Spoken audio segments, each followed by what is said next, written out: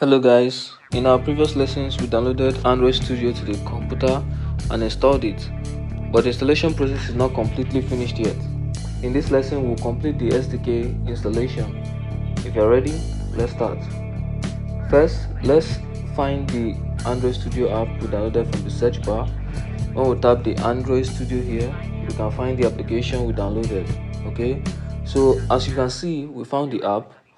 Now I can click the open option so we can open the application. If you notice, a window called Import Android Studio Setting popped up. If you already have the Android Studio installed on your computer, you can directly transfer the settings there. But since we are going to install Android Studio for the first time, we choose Do Not Import Settings. I click the OK button, and as you can see, a window in the form of an Android Studio Setup wizard has popped up.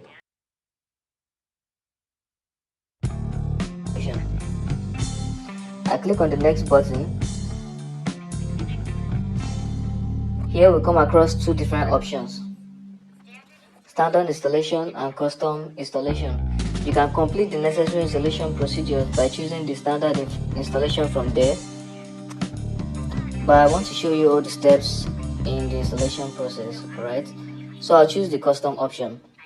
I click the next button again. Alright, so on this page it will ask us to select the JDK Java Development Kit location. This kit comes embedded with Android Studio. Actually, there's no need for the JDK installation that we need in the previous lesson, but we'll still want the updated JDK file to be on our computer if we want to use a different IDE instead of Android Studio. You must have a JDK on your computer. We downloaded the JDK and made our computer ready to write code just in case. That's why we choose the embedded JDK option here. I click on the next button. Here we choose the theme of the interface or code. There are two different options, the dark and the light. I usually prefer the light mode, that's why I am using the light.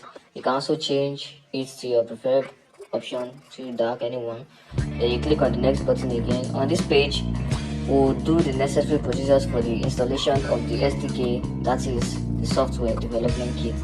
As you can see here, Android SDK, platform performance, and Android virtual device, all three different options.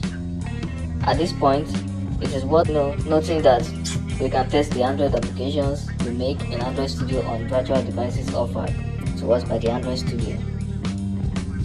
So these settings here are generally related to the performance of this virtual device.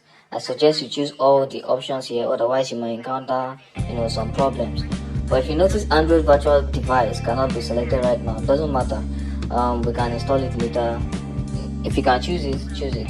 Just below, you need to specify the SDK location. I usually set this location as default. You can save it to any folder you want. I click the next button again. On this page, for the emulator, we can set the RAM size we will allocate. In general, we can use the size suggested here while your emulator is still running.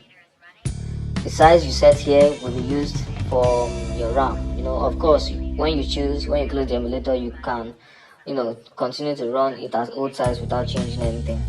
So I'll click the next button again. This page also lists the settings we have made so far. If there's any settings that we want to change, you can return to this page where we made the relevant settings by clicking the previous button.